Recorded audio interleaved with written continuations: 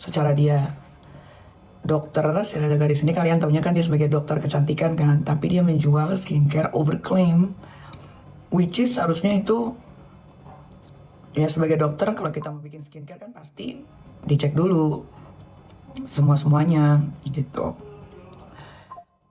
Terus ya terbongkar sama Doktiv, terus akhirnya gue ikut merepost apa yang Doktiv posting.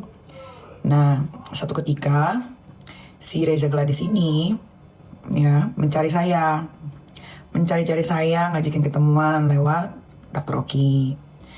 Tapi Dr. Oki kan memang dari dulu selalu gue bilang sama dia jangan pernah kasih nomor handphone gue ke siapapun gitu kan, even though itu ke temen lo terdekat pun gue nggak mau. Jadi Reza Gladys ini ingin menemui saya karena dia tidak mau saya membahas tentang salah satu skincare-nya dia yang mirip sama punyanya Richard Lee. Bukannya mirip, sama plek ketiplek. Dan gue sudah beli di e-commerce resminya Reza Gladys. Nah, dia tahu tuh kalau gue udah beli itu, ya kan? Dia ketakutan, dia cari-cari lah gue.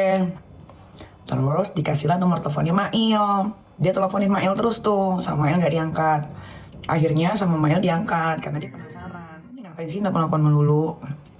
Nah, di telepon itu jelas sekali dan ada rekamannya yang Reza Gladys memohon kepada Mail Saputra atau Ismail Marzuki untuk bertemu sama saya. Ya, bertemu sama saya memohon agar tidak di review skincare berbahayanya yang sama seperti punyanya Richard Lee. Sama. Tuh, gitu.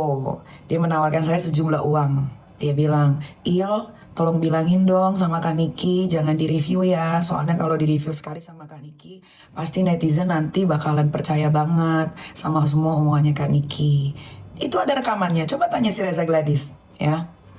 Terus bilangin dong dia mau apa, dia mau berapa, aku kasih. Asal jangan di-review ya.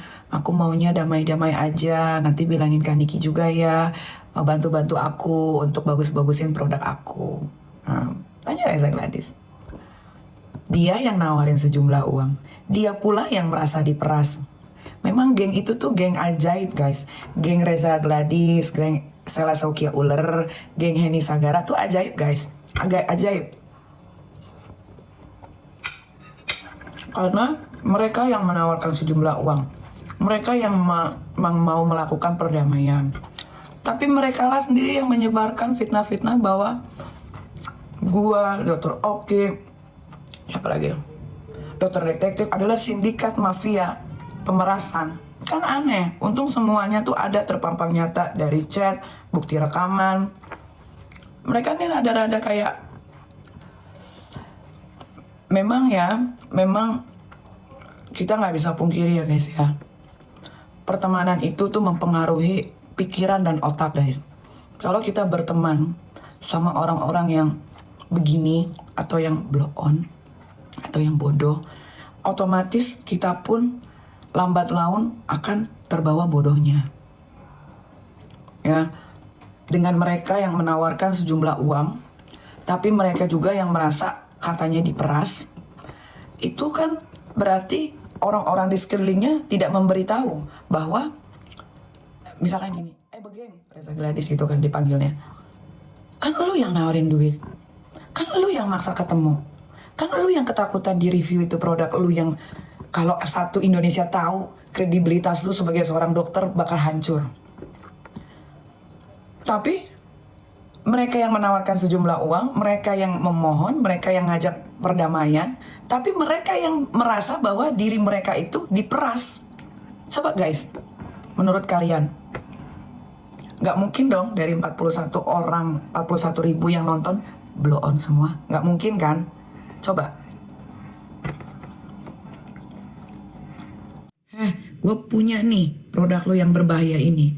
Lo mau kasih gue duit nggak? Kalau enggak, gue sebarin, ternyata lu dokter tidak amanah. Itu baru namanya pemerasan. Ya udah, kalau lu nggak mau disebarin, lu kirim gue sejumlah uang. Kalau enggak, hancur loh bisnisnya. itu baru pemerasan. Benar nggak?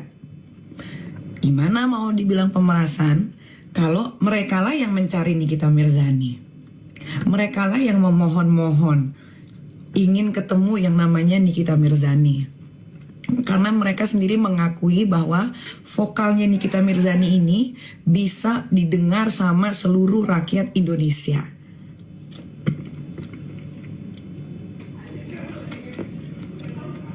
Tiba-tiba Mail dilaporin di Polda Metro Cyber.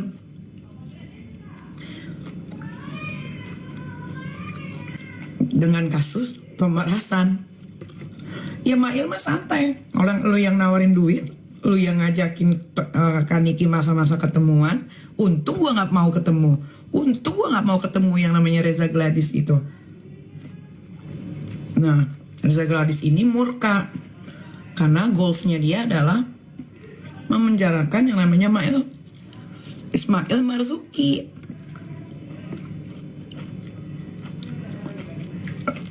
Satu pesan gue doang sama Reza Gladys ya. Reza Gladys, negara ini bukan milik lu, muka abu-abu ya.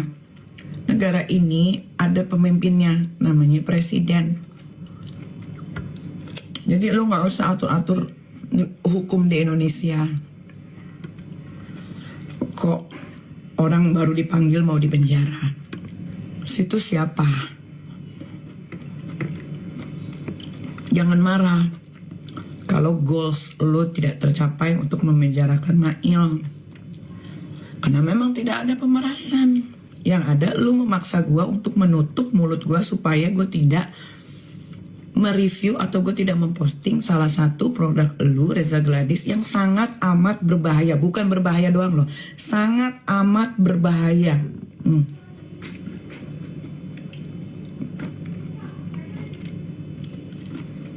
Tuh, kalau kalian mau tahu ya kejadian sebenarnya.